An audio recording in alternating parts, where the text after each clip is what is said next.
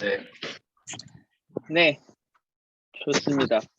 일단은 다들 시간대라 아마 지금 북미, 남미, 중미, 유럽 시간은 괜찮지만 그래도 일요일이어서 또 종교 활동하시는 분들이 계실 거예요. 그래서 조금 이제 참여율이 저조하긴 하지만 그래도 이렇게 참여해주신 분들 너무너무 감사드립니다. 또 특히 이제 새벽에 이렇게 들어오신 분들 진짜 너무너무 감사드리고요. 자, 오늘 일단 강의는요, 저희 옥타 선배님 성공 사례 강의를 할 예정이고요. 그냥 간단하게 이제 이분을 소개를 해드리자면은 제가 개인적으로는 전 세계 물론 다들 조금씩은 잠시만요, 뮤트를 좀 할게요, 시끄러워서. 네. 전 세계 다들 조금씩 인종차별이 있긴 하잖아요. 근데 제 개인적으로는 조금 인종차별이 좀 심하다고 생각하는 도시가 아무래도 남미 쪽이라고 생각하거든요. 근데 그 이유는 좀 단순해요. 남미 사람들이 이제 뭐 예를 들어 이렇게 눈을 이렇게 찍거나 아시아인들을 보면은 행동들을 너무 쉽게 하는데 그 행동이 잘못된 게 많다고요. 차별 아닌 인종차별을 하는 경우가 되게 많더라고요.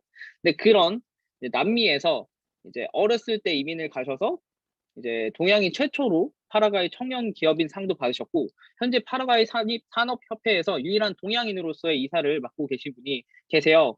이제 저희 옥타에서는 저희 선배님이죠. 19대 대륙 대표도 임하셨고, 자, 그러면은 지금 김진현 대표님을 소개하도록 하겠습니다. 네, 다들 큰 박수로 부탁드립니다.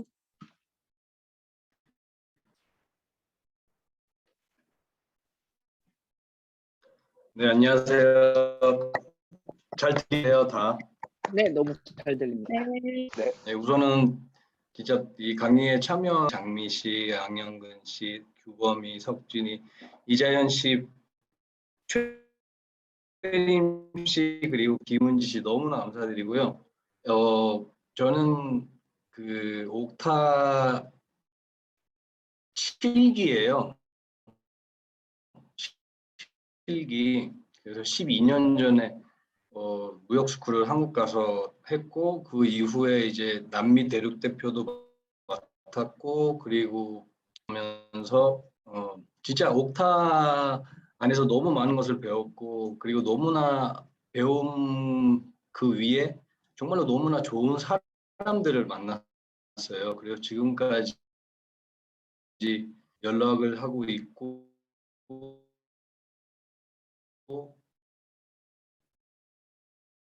옥타가 참 좋은 게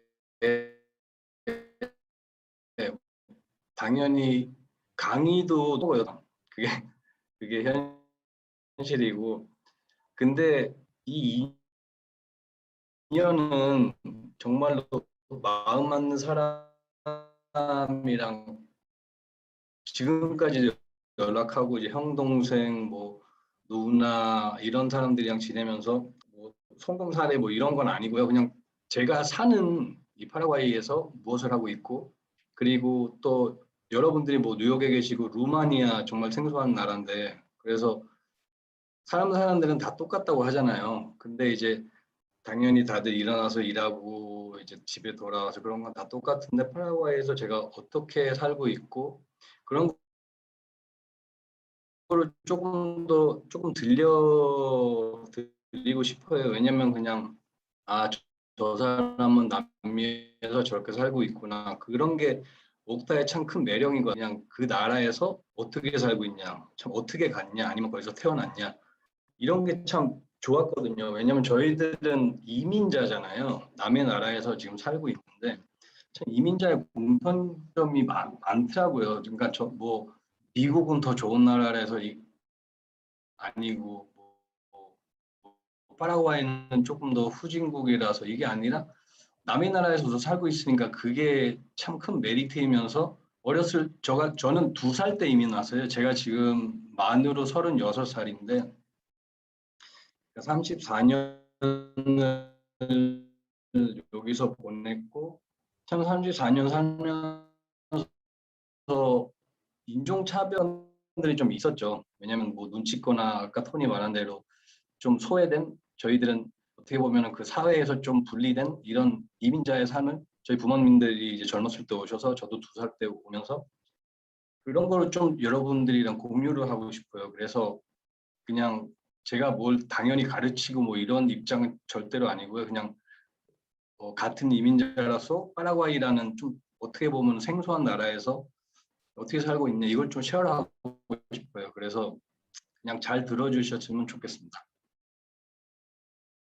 제가 PPT를 좀 준비하긴 했는데 이거는 그냥 한 번만 봐주세요. 그래서 좀 PPT도 일부러 스페인어로 좀 준비했어요. 스페인어를 좀 자랑하려고 하는 게 아니라 좀 생소하니까 그래도 좀 한번 읽어보시라고.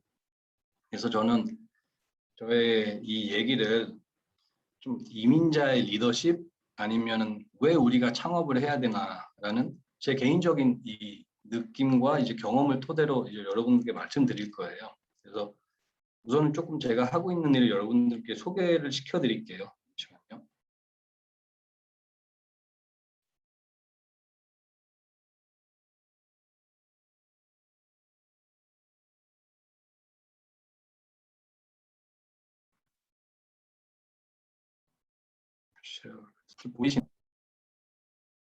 보이세요, 다들? 네, 네, 그렇습니다. 보입니다. 네, 그래서 제가 준비한 이 PPT를 Porque Emprender이라고 썼거든요. 왜 우리가 창업을 해야 되나? 그래서 그냥 너무 집중하지 마시고 그냥 이렇게 흘리면서 보세요. 워낙 제가 이런 걸 좀 잘 못해갖고 전 말로 다 설명을 해드릴게요. 저는 6년 전에 킴스타월이라는 회사를 시작을 하게 됐습니다.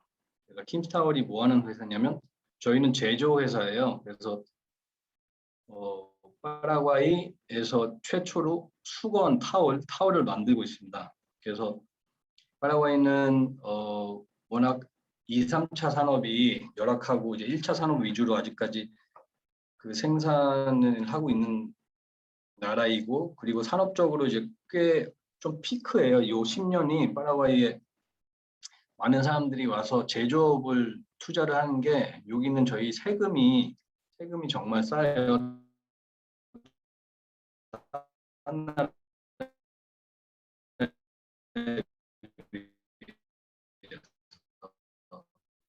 그래서 그 세금으로 그런 걸 8억이 넘고 아르헨티나가 4천만이 넘거든요. 그래서 그 나라에 이제 수출을 하는 그런 기반으로 많은 큰 회사들이 들어왔어요. 그래서 파라과이가 어디 있는지 모르시는 분들이 좀 많더라고요. 그래서 보시면은 저 빨간 정중앙 남아메리카의 볼리비아 바로 밑에 있고요. 아르헨티나랑 브라질 사이에 있는 남한의 대한민국의 한 4배 정도 되는 나라예요. 인구는 750만 명이고요.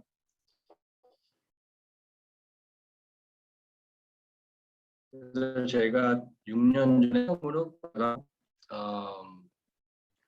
그 공장을 하나 차렸습니다.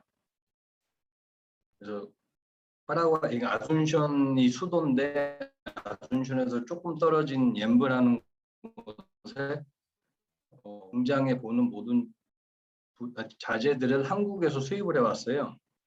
그래서 모든 게 한국 시스템으로 이제 파라과이에서 수건을 만들고 있습니다.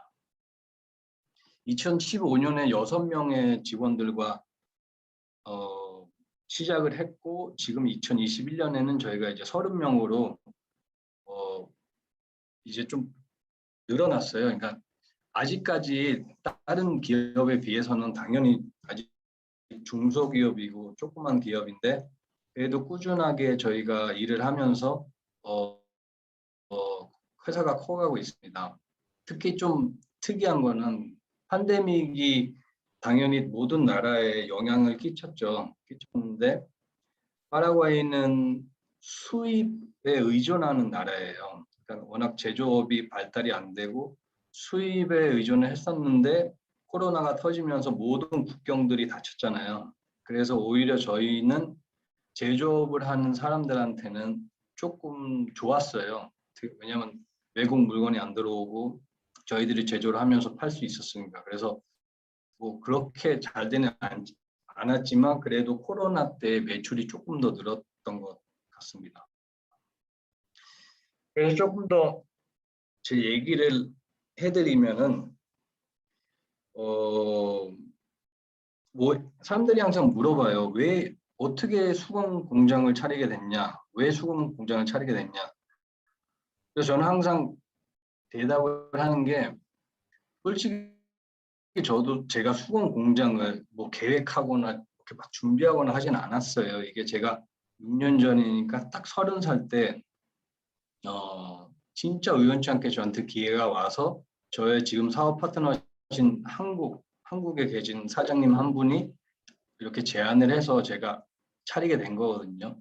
근데 또 사람들이 물어봐요. 왜 수건이냐? 왜 다른 아이템이 아니고 왜 수건이냐? 그래서 저는 정말 단순한 사람이에요. 그래서 막 계획하거나 뭐 이런 거보다는 좀 즉흥적으로 할 때가 많아요. 당연히 리스크가 더 크고 잘못된 적도 많았고요. 근데 수건에 뭐냐면 딱 세 가지예요.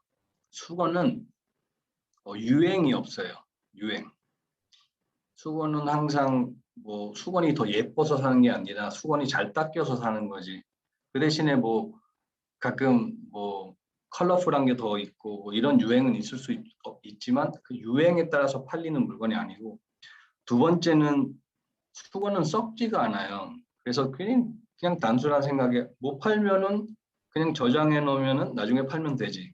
그냥 이렇게 그런 느낌으로 그 두 번째 이유고, 세 번째는 남녀노소 누구나 하루에 하는 목욕을 하는 사람이면 하루에 한 번은 수건을 쓰잖아요. 그리고 아직까지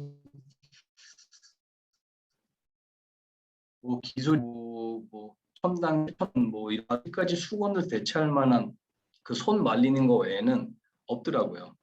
그래서 제 생각에는 또 수건의 역사를 보면은 옛날 로마 시대 때부터 똑같은 수건을 쓰고 있어요. 그래서 그 세 가지가 가장 큰 메리트라고 해서 저는 이 사업에 올인을 했습니다.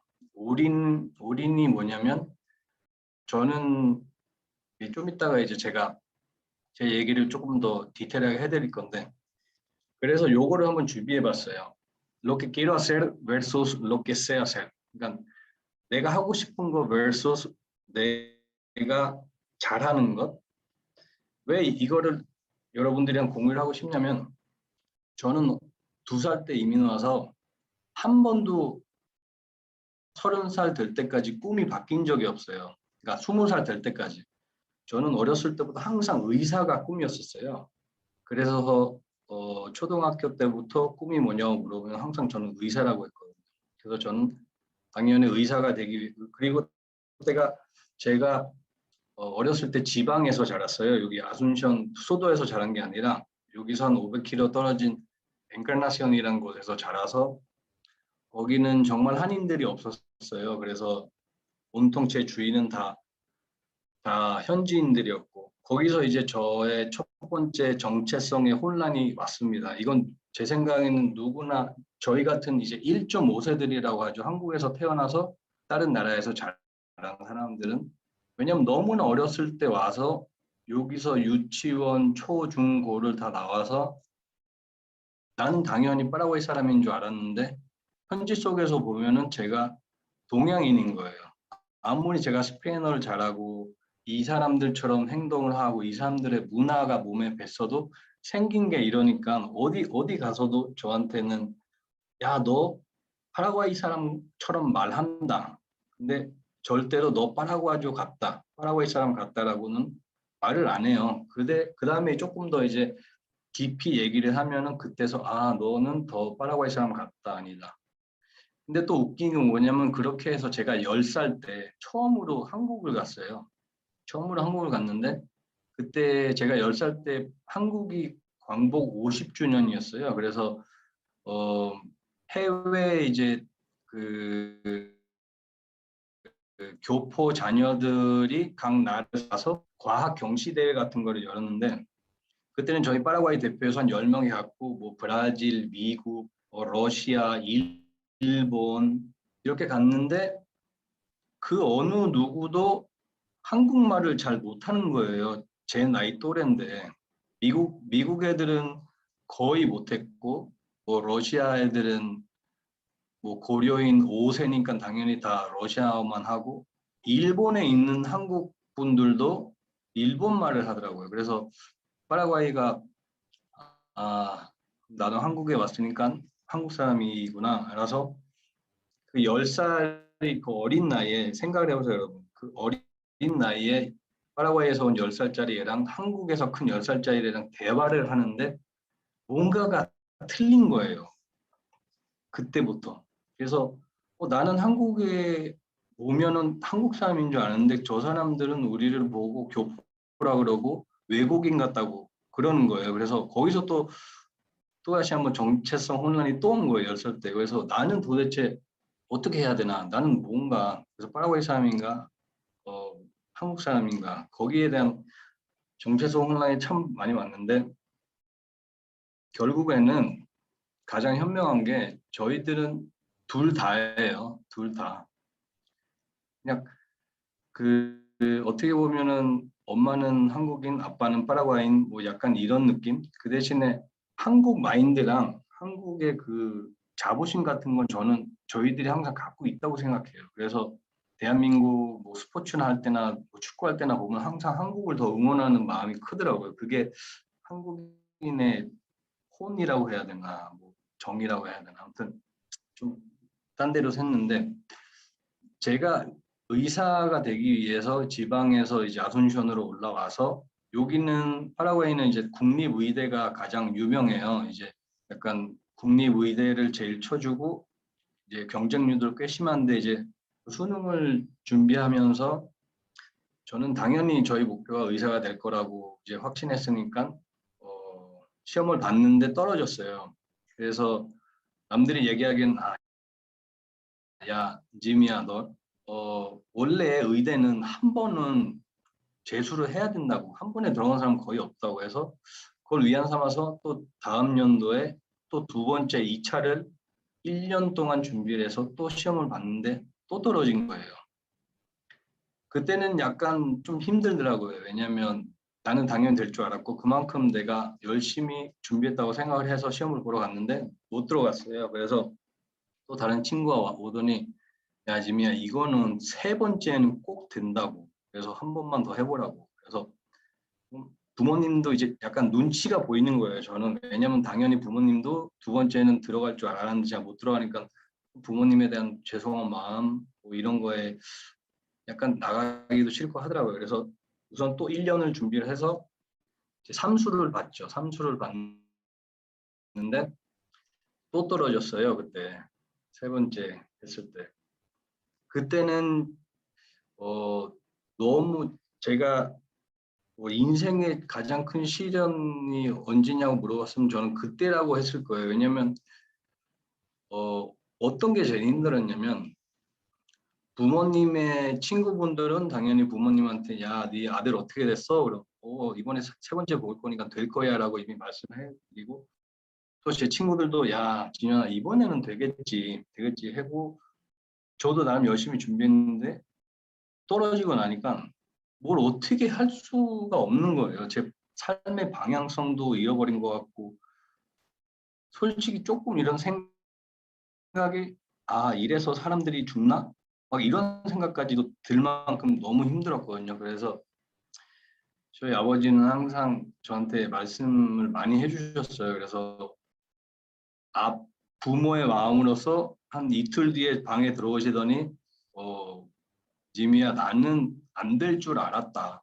이렇게 얘기를 하시는 거예요. 그게 제 생각에 지금 생각해보니까 그걸 당연히 해주고 싶어서 그런 말씀을 하셨는데 어느 부모가 자식이 안 되길 바라겠어요. 그래서 너는 지금 너무 힘들어하니까 여행을 한번 갔다 와라 여행을. 그래서 네가 이제 의대는 포기하고 내 생각엔 너한테 의대는 안 어울리는 것 같다. 그래서 좀 여행을 갔다 와서 네가 정말로 하고 싶은 게 뭔지 한번 생각해 보고 그리고 그 다음에 나한테 이제 얘기를 하면 그때부터 이제 너의 계획을 짜보자 해서 일주일간 제가 아르헨티나로 놀러 갔어요.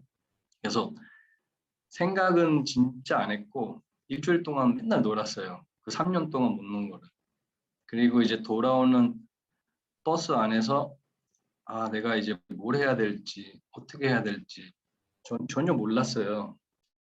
그래서 이제 집에 돌아와서 아버님이 물어보시더라고요. 야, 진현아 잘 보냈어? 그러니까 예, 잘 보냈어요. 그래서 생각을 좀 해봤니? 이제 뭐를 할지. 그래서 저는 정말로 아까 제가 단순하다고 했잖아요. 그래서 네, 아버님 생각을 했습니다. 아버님께 이제 거짓말을 한 거예요, 처음으로. 그래, 그럼 뭐가 좋니? 그러니까, 아버지 저는 무역을 공부하겠습니다. 라고 해서 그래, 무역이 좋니? 그러니까 네, 무역을 하면 괜히 전 세계를 돌아다닐 수 있을 것 같은 거예요. 그래서 경영보다는 무역을 좀 하고 싶다. 왜냐면 어느 이민자 분들 마찬가지로 1세대 분들은 한국에서 이제 다른 나라로 가셔서 정말 닥치는 대로 뭐든지 일을 하셨잖아요. 저희 부모님 세대는. 그래서 그거를 어렸을 때부터 저는 봐왔기에 항상 그 사고 파는 거에 좀 관심이 많았거든요. 그래서 파라과이는 교육열이 그렇게 높지가 않아요. 그래서 고등학교를 졸업하고 이제 야간 학교를 많이 다녀요. 아침에는 일하고 일 끝나면 이제 대학교를 가는 시점에서 저도 이제 아버지 일을 하겠습니다라고 했는데 거기서 아버지가 저한테 딱 그러시는 거예요. 진우야, 넌 이제 20살이 됐으니까 네가 살고 싶은 대로 살고 네가 하고 싶은 거 다 해라. 그 대신에 돈은 이제 요구를 하지 말라. 딱 그렇게 첫 마디를 하시는 거예요. 그래서 아버지 저 집에서 나가야 되나요? 그러니까 아니야. 여기서 자고 먹고 다 하되 네가 알아서 네 인생을 살아야 되니까 그때부터 이제 일을 하기 시작한 거예요. 그래서 20살 때부터 저는 저의 꿈인 의사를 이제 좀 잃어버리고 내가 할 수 있는 게 뭔지 해서 저도 닥치는 대로 그냥 모든 일을 다 해봤어요. 그래서 제 첫 직장은 이제 문방구에서 이제 책을 파는 점원이었고, 그다음에 거기서 2, 3년 뒤에 좀 캐시어도 해보고, 그리고 다른 이제 수입상에 가서 세일즈도 해보고, 중고 자동차도 팔아보고, 그 원단 세일도 마지막 제 창업하기 전에 제 직업이 원단을 세일즈하는 그런 직업이었는데 제가 23살, 4살 때 그때 딱 문득 확신이 좀 드는 거예요. 아, 내가 의대를 들어갔으면 이렇게 재밌게 일을 할 수 있으려나? 아니면 내가 세일즈가 너무나 재밌고 저는 그때 당시에 워낙 저는 이제 좀 사람들 만나고 얘기하고 좀 이런 걸 좋아해서 내가 잘할 수 있는 게 뭔지 이렇게 또 생각을 해봤더니 또 어떻게 보면 변명 같아요. 제가 의대를 공부를 못해서 못 들어간 거니까. 근데 저한테 세일즈가 너무나 잘 맞는 거예요. 너무나 재밌고 그때 문득 제가 생각이 든 게 내가 하고 싶은 거를 평생 하면서 살면 얼마나 좋을까. 근데 그런 사람이 몇이나 돼요. 근데 내가 원하던 게 의대였는데 지금 이제 세일즈를 하고 있으면은 내가 잘할 수 있는 게 뭔가를 먼저 생각을 해서 그거에 대한 목표를 두고 좀 가는 게 저는 맞다고 생각해서 20살 때부터 딱 30살 될 때까지 10년 동안 진짜 열심히 세일즈를 했어요. 그래서 어, 그게 저의 밑거름이 돼서 제가 이제 정말로 세일즈를 하다 보면은 좀 시야가 넓어지는 건 느낄 수가 있으실 거예요. 여기 많은 분들이 세일즈를 하시고 계시지만. 근데 조금씩 경험이 생기다 보면 그 찬스인 게 보이거든요. 그래서 그 찬스를 저희가 지겹도록 들었잖아요. 인생에 뭐 3번의 기회가 온다. 뭐 기회는 준비된 자한테 온다. 뭐 이런 것들. 근데 제가 몸소 느낀 거는 모든 사람한테 기회는 온다고 저는 생각해요. 모든 사람들한테. 근데 남들보다 조금만 더 준비가 돼 있으면 그 기회를 먼저 잡을 수 있다는 느낌이 저는 들었거든요. 그래서 예전에 부모님이 하신 말들이 전혀 틀리지 게 정말로 열심히 저희가 준비를 해야 되는 게 뭐냐면 제가 대학생을 하면서 느낀 게 대학 때는 다 같은 클래스, 같은 과, 다 친구잖아요. 근데 이제 사회생활을 해보신 분들은 알겠지만 사회에 나오면 친구고 뭐고 얄짤 없어요. 모든 사람이 경쟁자고 제가 조금 더 그 사람들보다 낫지 못하면은 뒤떨어지는 그런 저희의 사회. 근데 그러기 위해서는 저희들이 너무나 열심히 준비하지 않으면은 이게 너무 힘들어요. 너무 힘들고 아무튼 그렇게 해서 제가 이제 창업을 하게 됐는데 어, 너무나 힘들었던 게 뭐냐면 1년 반. 파라과이에 이제 수건이란 아이템이 없었고 이거를 제조하는 기반도 없고 기술자도 없고 그래서 1년 반 동안은 정말 준비만 하고 모든 게 다 마이너스였어요. 그때는 너무나 후회한 거예요. 매일매일. 내가 왜 그 잘하던 세일즈를 관두고 왜 창업을 했을까? 내가 왜 세일즈를 해서 괜찮았는데 왜 모든 걸 투자해서 이 공장을 했을까? 진짜 거짓말 안 하고 매일매일 후회했어요. 너무나 힘든 거예요. 왜냐하면 기존의 삶이 있었는데 그 삶이 180도 바뀌어버리면은 이 사람이 당황을 하고 그 당황 속에서 절망감이 와요. 절망감이 오면은 방향이 안 보이고. 근데 그때가 1년 반 동안은 저는 너무도 몰랐던 거예요. 저는 8주만 알았지. 경영, 관리, 그리고 생산. 그 사람들이 보면은 사장은 가장 좀 높은 위치에 있고 제일 좀 쉬운 위치에 있지만 여러분들 아시잖아요.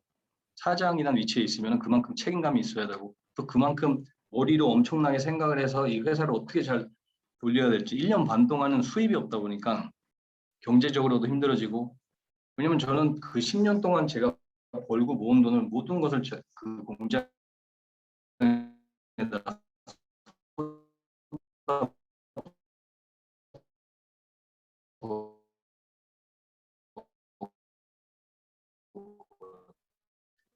그래서 너무 느렸죠. 너무나 느린 그 이유가 뭐냐면 기술이 없었고 저희들은 양성을 했었어요. 양성을 해서 한국에서 그 기술자를 모셔갖고 그래서 되게 웃긴 일화가 하나 있는데 저는 이제 파라과이 산업협회 소속이라고 아까 말씀드렸잖아요. 파라과이 산업협회는 파라과이에서 그래도 제일 알아주는 국가게 아니고 이제 사적인 협회예요. 그래서 파라과이에 가장 큰 산업들이 모여 있고 거기서 이제 그 협회인데 제가 거기서 이제 주니어 때부터 들어왔고 지금 6년, 7년 정도의 이제 이사 자리에 오르기까지는 참 많은 것이 있었고요. 근데 인맥의 중요성이라고 하잖아요. 모든 사람들이 인맥을 통해서 사업을 했으면 더 편하다. 근데 저는 그때까지도 그게 뭔지 몰랐는데 파라과이에는 슈퍼마켓이 하나 있는데 그 슈퍼마켓이 한 60개 정도의 체인을 갖고 있어요. 그래서 저는 이제 수건을 팔아야 되는 입장이니까 그 슈퍼마켓 담당자 밑에부터 매일 갔어요. 한 17번, 딱 정확히 17번을 갔는데 안 만나줘요. 너무 힘든 거예요. 그래서 맨날 샘플 놔두고 가라고 그러면 제가 또 전화하면 아직도 안 받다고. 그때 17번째 퇴짜 맞고 이제 저희들의 그 목요일마다 이제 사람들이 모여서 네트워킹하고 그래서 뭐 맥주 한잔 마시고 이렇게 그런 자리가 있는데 거기서 너무 이제 화가 나서 그때 갔는데 거기에 못 보던 어느 아저씨가 있는 거예요. 키가 큰. 그래서 모든 사람들이 그 사람 주위에 모여 있더라고요. 그래서 저도 그냥 궁금해서 껴봤는데 각자 소개를 하고 있어요. 소개를. 그래서 내 차례가 와서 나는 지미 김이고 수건 공장을 갖고 있다. 그러니까 그분이 너 수건 공장 갖고 있냐? 그래서 이 슈퍼에다가 파냐라고 물어보는 거예요. 근데 그분이 말씀하신 슈퍼가 제가 이제 17번째 퇴짜 받은 그 슈퍼인 거예요. 그래서 너무나 이제 열받아갖고 있는 욕 없는 욕을 다 해서 거기는 정말 안 되는 슈퍼라고 절대로 안 팔 거라고 막 있는 욕을 다 했는데 그 사람이 묘한 이제 웃음을 띠면서 그러시는 거예요. 나는 슈퍼마켓을 갖고 있다. 그리고 슈퍼마켓에서 이제 사장이고 그래서 저는 이제 약간 쎄한 기분이 드는 거 있잖아요. 그래서 어느 슈퍼마켓이냐 물어보니까 그 저를 퇴짜 맞추던 슈퍼마켓 주인이었던 거예요. 그래서 그 사람 앞에서 그 슈퍼 욕을 다 하고 나서 그 사람이 막 웃는 거예요. 그래서 너같이 우리 슈퍼 욕하는 본 적이 없고, 그래서 그날 제가 만나서 월요일 날 바로 그 사람을 통해서 공식 프레젠테이션을 하고 그렇게 돼서 그 슈퍼를 제가 이제 들어가고 지금까지 꽤 잘 팔고 있어요. 그러니까 요약을 해서 말씀드리자면 저희들이 이민자라고 했잖아요. 이민자들이 그 사회 속에 들어갈 수 있는 그 문이 너무 좁아요. 그리고 선진국일수록 그게 더 힘든 것 같아요. 근데 파라과이라는 나라는 아직까지 개발도상국이고 국민소득이 이제 5천 불 수준이고라서 아주 작은 나라라서 그런 그, 그 사람들의 갭 그런 게 당연히 있지만 조금 더 쉽게 접근을 할 수 있는 것 같아요. 그래서 제가 생각하는 이민자의 리더십이라는 것은 그 현지 사회에서 우선은 인정을 받을 수 있어야 되는 것 같아요. 그게 돈이 되면, 그러니까 그 중심이 돈이 되면 안 되는 게 저희들이 그 남의 나라에서 남을 수 있는 그 무기는 그 돈으로 못 사는 그런 관계를 만들어 나가는 것이라고 저는 생각을 해요. 그래서 저는 정말 열심히 산업협회에서 일을 하고 있고, 그리고 그 사람들이 저를 대변할 수 있도록 그 조금 더 그 사람들의 이 얼굴로 따지는 게 아니라 그 사람의 정말 관계를 형성해 나가는 게 저희 이민자들이 오래오래 한 나라에서 살아남을 수 있는 그런 포인트인 것 같아요. 그래서 제가 창업을 왜 해야 되는 이유를 말씀을 드리면은 저희 회사에 이 로돌포 누네스라는 직원이 계세요. 이분은 초등학교도 못 나오시고 시골에서 7남매를 낳고 키우셔서 이제 일용직을 하셨던 분이에요. 그래서 이분을 어떻게 알게 됐냐면 저희 공장 질 때 이 사람이 와서 일을 했거든요. 근데 너무나 성실하게 일을 잘하는 거예요. 그래서 공장을 다 짓고 나서 이분한테 혹시 우리 회사에 사람이 필요한데 일을 할 수 있겠냐라고 물어봤는데 첫 번째로 말하는 게 자기는 공부를 못했다는 거예요. 그래서 초등학교도 못 나왔고 당연히 대학교도 못 나오고 스페인어도 거의 못하시고 거의 다 파라과이 그 네이티브 그 언어를 하세요. 과란이라고. 근데 이분을 보면서 제가 너무나 많이 느끼고 배운 게 뭐냐면 이분이 일용직을 하면서 변변한 그 보험도 없으셨고 수입도 일정하지 않고 그러니까 너무나 많은 혜택을 못 받으시다가 저희 같이 조그만 회사가 이분을 이제 영입을 해서 그냥 일자리를 하나 정말로 정직한 일자리를 하나 줬을 뿐인데 이분의 삶 자체가 변화가 됐어요. 너무나 크게.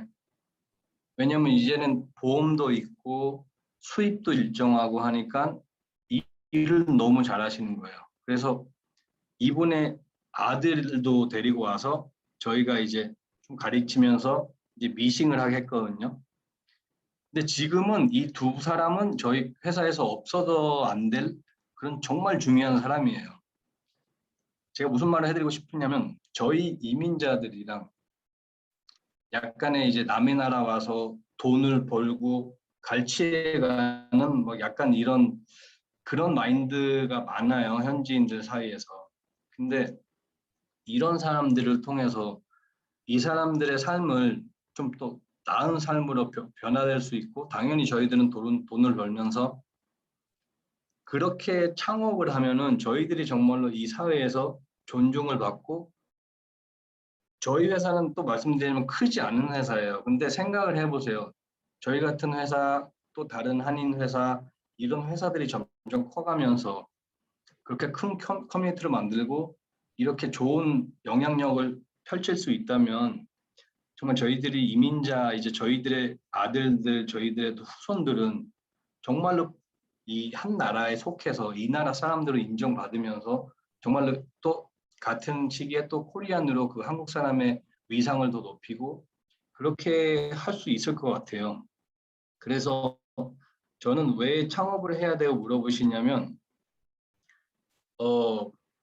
우선은 저희들은 많은 일자리 창출자가 되어야 되고 그 일자리를 통해서 저희가 돈을 벌면서 정말 이 사회에 정말로 선하게 정말 포지티브하게 영향력을 펼칠 수 있는 사람이 돼야지만 저희들이 정말로 한상으로서 저희들이 한국을 대표하는 이민자로서 그리고 또 파라과이에 사는 사업가로서 성공할 수 있고 인정을 받을 수 있다고 저는 생각을 해요. 그래서 그 제가 정말로 원하는 게 하나 있는데 저는 이 회사가 당연히 점점 더 커갈 거를 믿고 더 열심히 일을 하고 나중에는 저희들이 정말로 이민자가 아닌 파라과이의 대표로서 한국을 갈 수 있고 그러니까 제가 원하는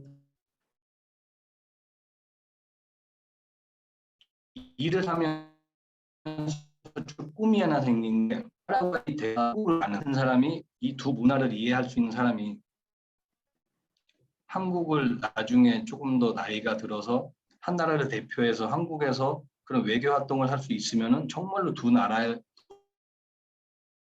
도움이 많이 되겠다. 이런 생각을 참 많이 갖게 됐어요. 그래서 꿈을 크게 하게 됐잖아요. 미국 대상이 한국 그 사람랑 늦게 한국 사람으로 나라에서 커서 미국의 대사로 한국을 갈 수 있었다는 그 사람 좀 스토리를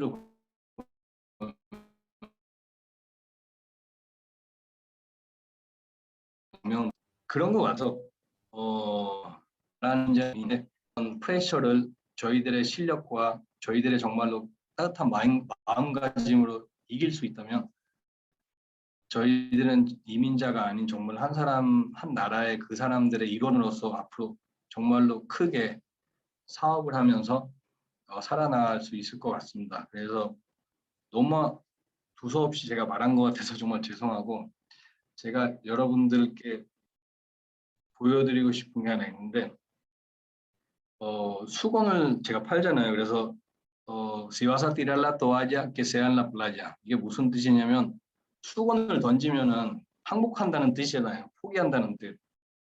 그래서 절대 수건을 던지지 마시고 수건을 던질 거면은 비치에다 던져라 이런 뜻이에요. 그래서 항상 포기하지 않는 저희들이 됐으면 좋겠습니다. 그래서 제가 말씀드리고 싶은 건 여기까지고 정말 다시 한번 두서없이 이것저것 말씀드려서 그리고 제 얘기를 들어주셔서 너무나 감사드립니다. 네, 감사합니다. 지금 채팅창을 혹시 보셨는지 모르겠지만 반응이 진짜 뜨거워요. 보시면은 특히 마지막에 말씀하셨던 그 파라과이 대사가 돼서 한국을 꼭 가고 싶다는 말씀에 진짜 진짜 입이 쫙 벌어지더라고요. 진짜로 멋진 일을 하기 위해서 되게 노력하고 계신데 자 그러면은 여러분들 질문 Q&A 섹션을 조금 진행을 해볼게요. 혹시 질문이 있으신 분들은 채팅창에 남겨주시거나 아니면 저희가 지금 뭐 뮤트를 그냥 풀어주시고 바로 질문을 해주셔도 괜찮을 것 같아요. 네.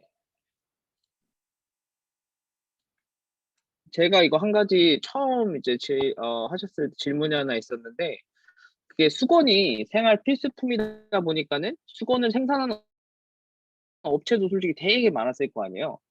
근데 어떻게 좀 경쟁력을 갖추셨는지가 되게 궁금하거든요. 물론 그 슈퍼 사장님을 만난 것도 되게 있었겠지만은 네. 그게 참 좋은 질문인데 그 틈새 시장이라고 하죠. 한국말로 그 mercado de nicho. 당연히 저는 후발주자라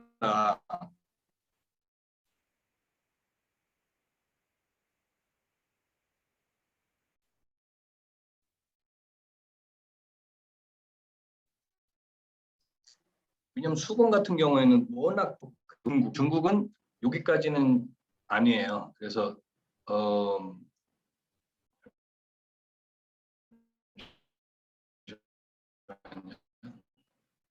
네.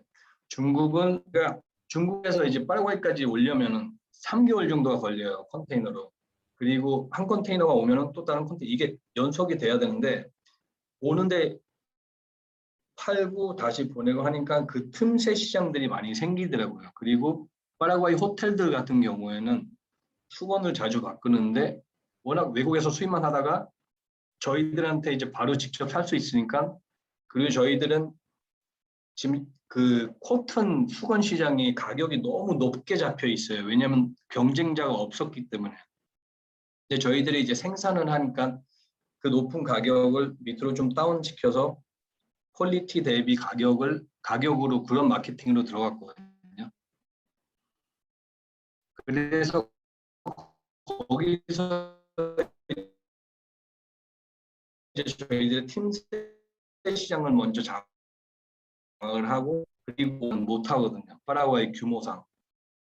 그러니까 그런 틈새 시장을 처음으로 잡아가면서 이제는 파라과이는 한 70%, 60 몇 프로의 호텔과 모텔 그리고 미장원 그리고 바버숍 이런 데가 거의 저희 수건을 다 쓰거든요.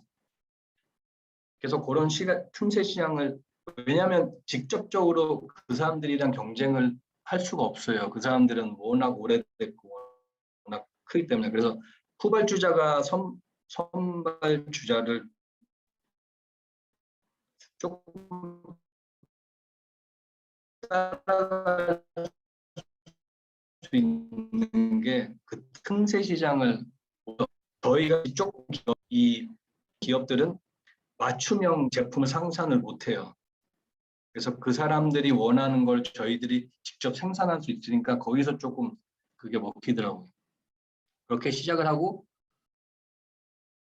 무조건 발품을 팔아야 돼요. 매일 가야 되고 매일 가서 만나고 내 물건이 잘 있나? 잘 진열돼 있나? 그러니까 직업병이라고 하죠. 모든 사람들이 직업병이 있잖아요. 저는 어느 나라, 어느 곳을 가도 무조건 먼저 수건을 봐요. 남의 집에 가고.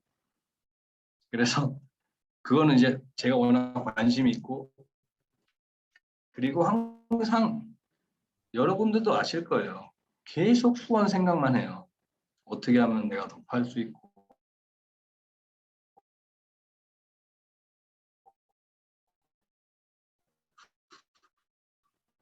우리 수건이 저쪽보다 왜 더 좀 약간 미쳐요. 미쳐서 내가 정말로 수건을 그러니까 계속 꿈이 커지는 거예요.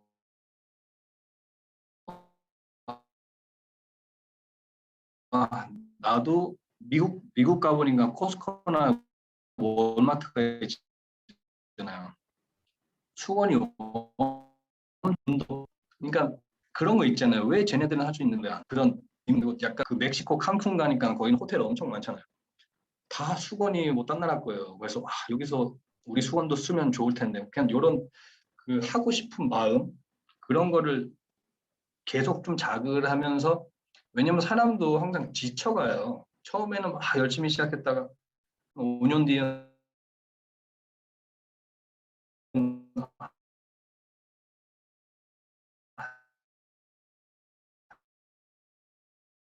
조금 좀 힘든데 근데 그래서 계속 보면서 제가 근데 생겨본 게 인간극장이랑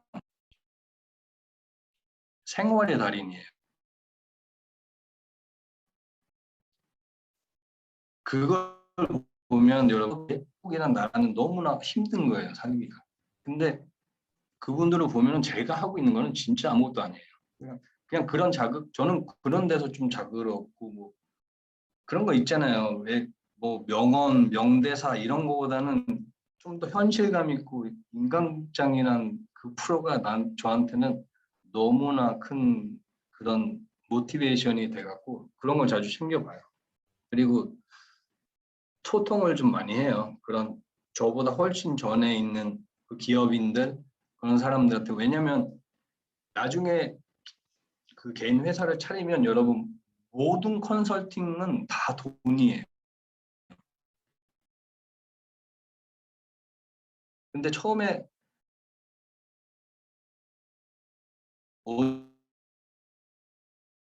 어디 가서 돈이 없으니까 먼저 시작하고 물어볼 거, 회계에 물어볼 거, 경영, 판매 전략, 그러니까 이런 거를 인맥을 통해서 물어보시면은 정말로 진짜 의뢰치 않게 많은 도움이 되거든요. 그래서 제가 가장 너무나 지금 그 어떤 강의보다 더 저한테 남는 게 옥타에서 만났던 형, 누나, 동생, 친구. 왜냐하면 전 세계 어느 나라에서 열심히 일하고 있잖아요. 그래서 그 나라에서는 안 되는데 또 딴 나라에서는 될 수 있는 그런 걸 좀 공유를 하셔보면은 조금 더 이렇게 많이 트이더라고요.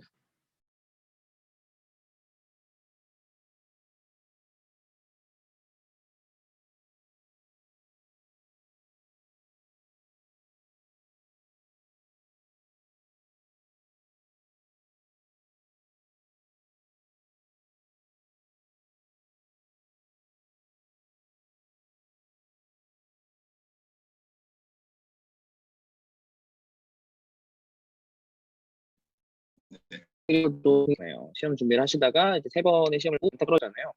그러면은 솔직히 또 좀 이제 직업이나 뭐, 뭐 사업을 좀 바꿀 수도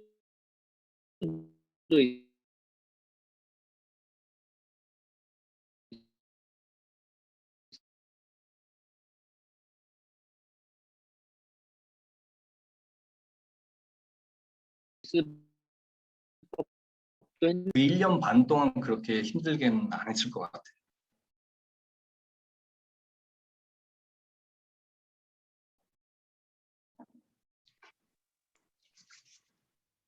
네, 감사합니다. 그 저희 채팅창 보이시나요, 혹시? 네. 네, 네, 채팅창 보이시면은 이자연님께서 질문을 되게 요즘에 또 핫한 질문들을 해주셨어요. 혹시 이자연님이 괜찮으시면은 뮤트 푸시고 질문해 주셔도 되게 좋을 것 같아요. 네. 되세요? 예. 네, 강의 잘 들었습니다. 제가 이제 세계에 여행하는 것도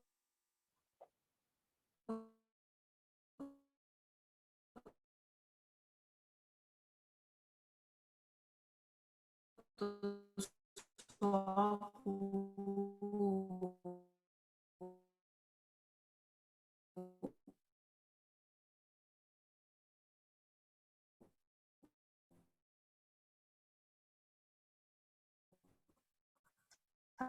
나라한테 거기서 이제 사업을 하고